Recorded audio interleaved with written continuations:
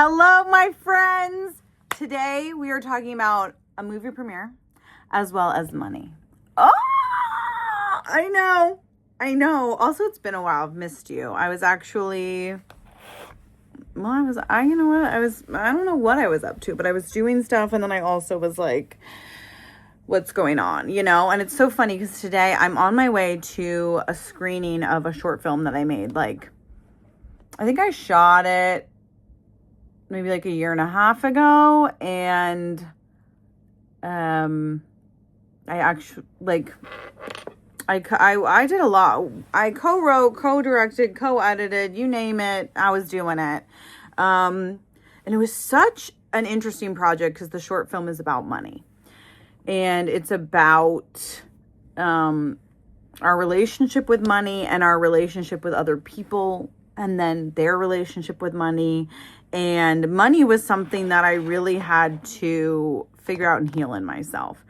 And writing the film was actually so funny and interesting because I worked with my friend Adam on it. And when he was like, what should we write? What should we do? We've known each other. How long have we known each other? I guess like 15 years. When I first moved to New York, I was a page at The Late Show with David Letterman. And so was my friend Adam.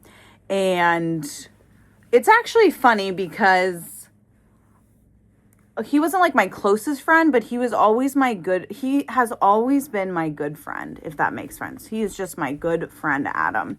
And we have just stayed in touch and stayed connected and like cheering for each other and wanting to help each other.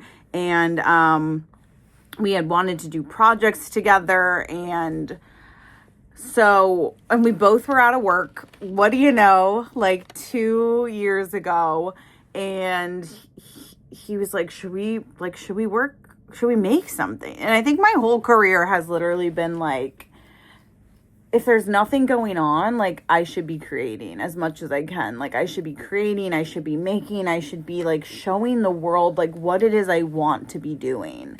And I had maybe a year before that, I had been in a relationship with somebody who, I think with being in a relationship with them, I realized like what I didn't want my relationship with money to be. And it wasn't like my relationship with money was right. Like we both were wrong. And I think something I took away from that relationship, if you've ever read the book Attached, and if you know about attachment styles, okay, I realized that I had an attachment, like a similar anxious attachment style. I'm actually disorganized attachment or whatever, which means like I flop between. And if anyone I'm dating is one of them, I'll just be the other one. I'm like, oh, you're anxious? I'm happy to be avoidant. I think I'd like to think it's not as true now, but it certainly was. And you know what? I do think if I'm triggered, I'm probably going to go back to that. You know what I mean? But being aware is half the battle. So I started to realize like that is what was happening. I also had struggled with an eating disorder for years. So I had struggled with essentially putting numbers to mean something and to equate to my worth, what I was able to do. And once I stopped having an eating disorder, I started just doing that with money. Like I'd be like, you don't have enough money. Well, until you have this much money, you can't. I also watched my parents' relationship with money. I had decided, I was like, okay, I really don't want this to be my story. And you know what? Actually, credit to me. I remember when I figured out self-love, and I was single at the time.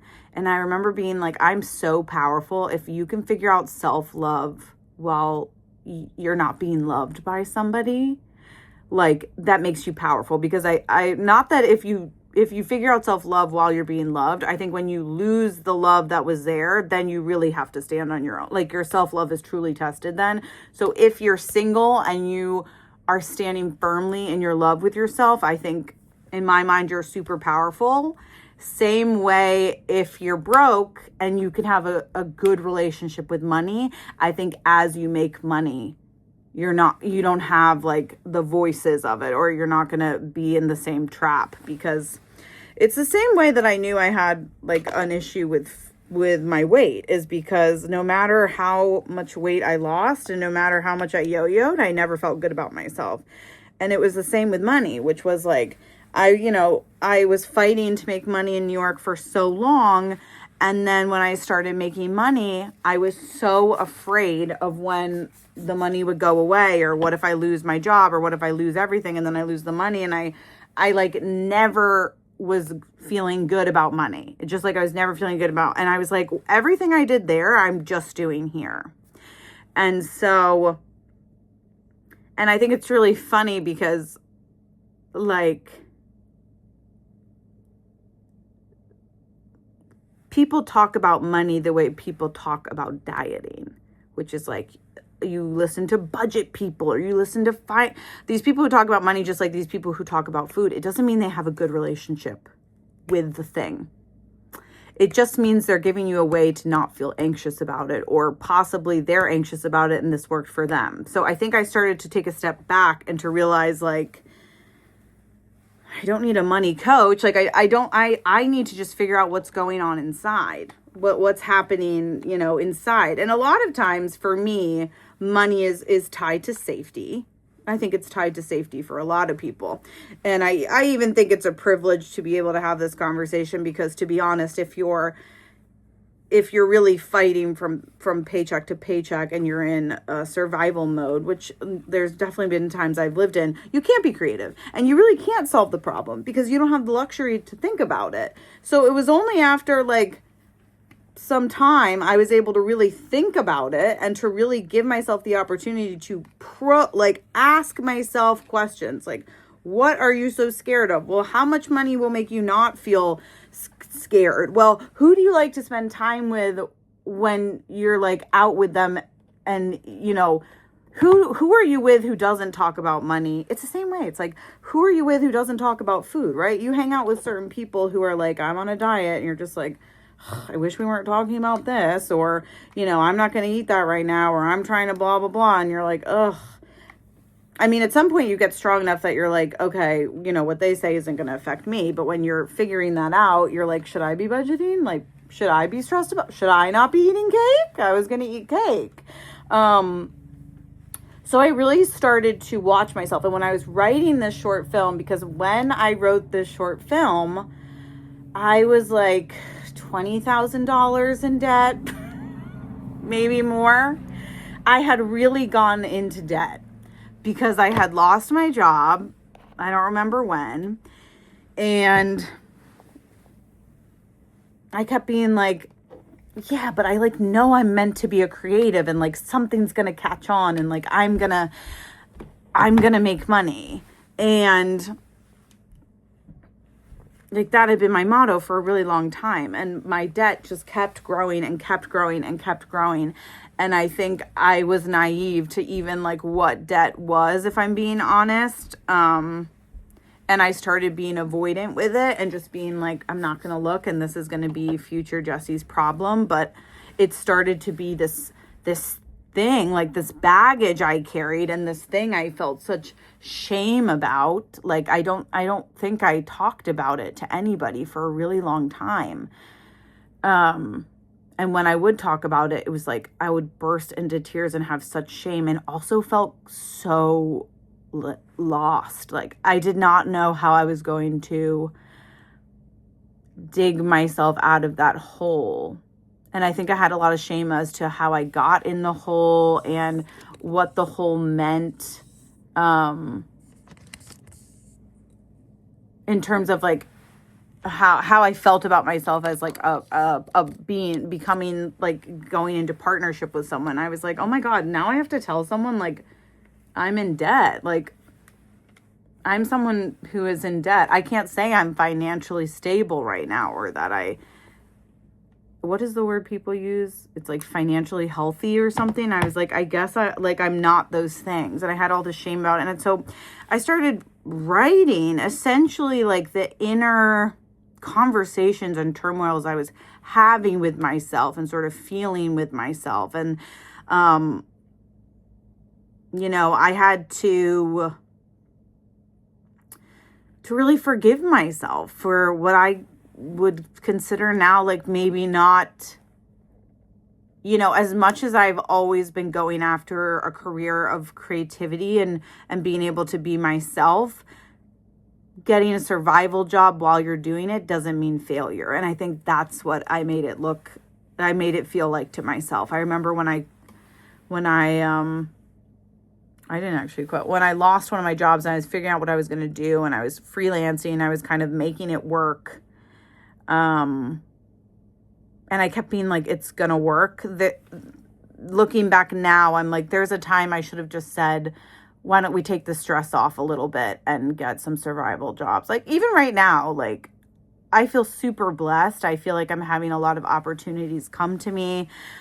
I have like, I'm like, I feel like my dreams are like coming true. I still have survival jobs, and I think I have them because it makes me not, I think that as soon as I become a full-time influencer, I have that voice that's scared. And when I'm scared, I can't have fun and I can't create content. Like, I feel joy when I don't feel like I'm scared about paying rent or what I'm going to do. And, I'm working a few days a week in a job where I write and direct content, or it still feels like I'm in my power doing it. Feels like a really big sweet spot for me, but it is something I still hold on to because I'm like, there's nothing wrong. It doesn't mean I don't believe in myself. It just means that I believe in myself when I'm feeling free. And like I'm not at the place where I feel free enough to just like I don't even know if social media will ever like be my job. I think it's like, I want to be a speaker, and I want to write, and I want to,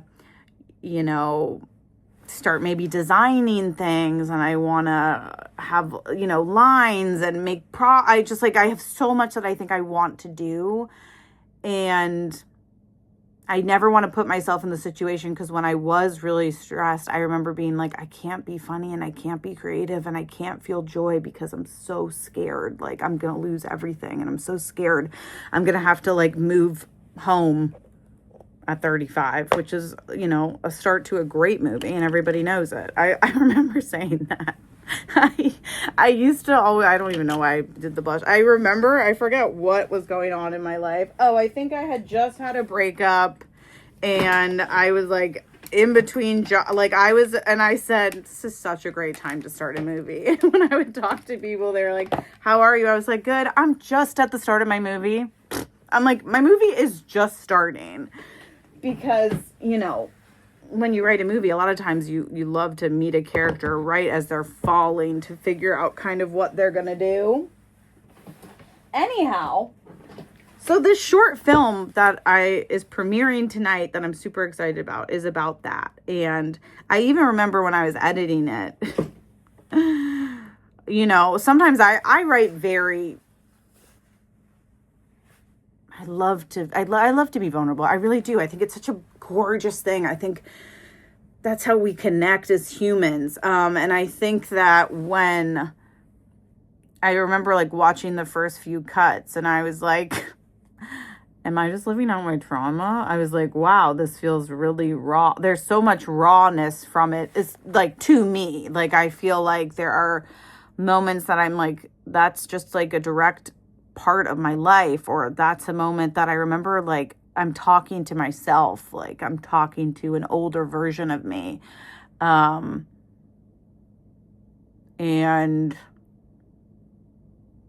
I remember also editing it and feeling like there are certain parts of it that like I wish I could change or I could do again. And there was a part of me that's like,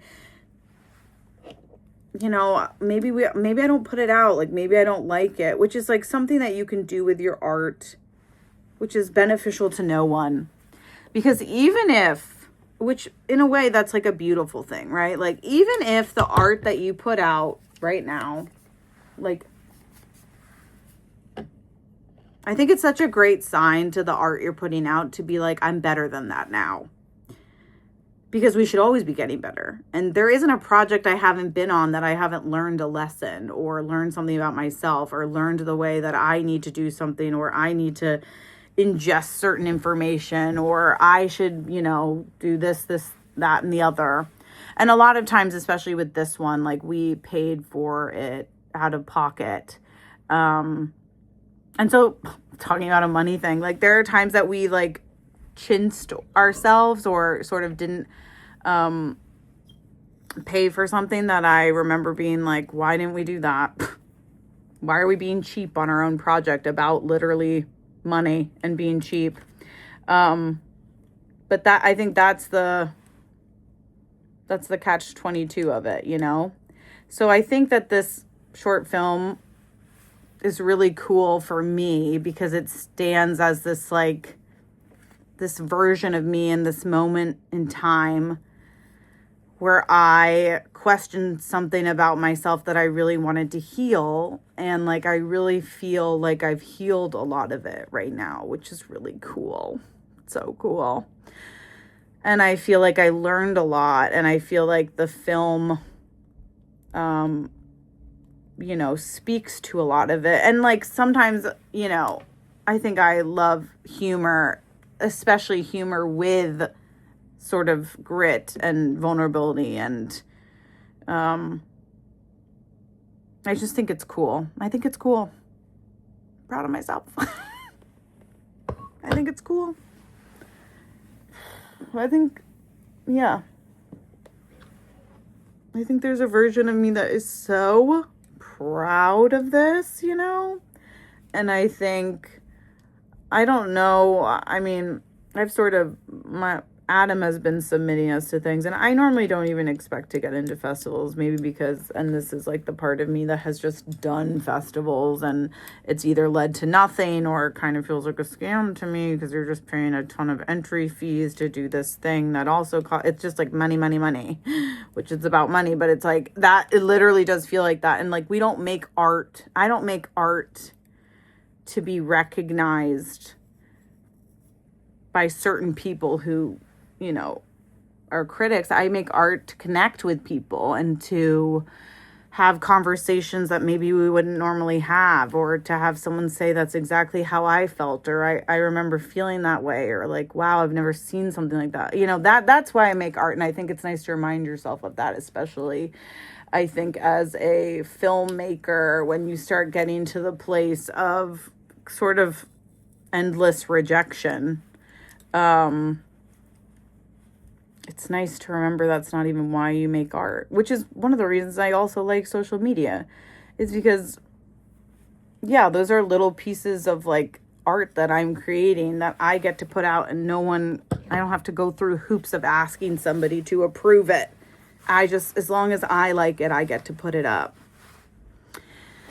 Anyhow, I'm sorry if that was a ramble, but that is kind of my view on money right now in this short film that I'm about to go to tonight. And I'm really excited, and I will take you. Oh, maybe I'll take you with me. I'll vlog it. Oh, I'm scared now. I won't, but I'll try to. Okay, I'm going to try to. But I love you guys. Let me know what you think. Let me know about your journeys with money, or if this rings true to you or not. And I'll let you know when the film like comes out and is consumable to be watched. But yeah. Bye.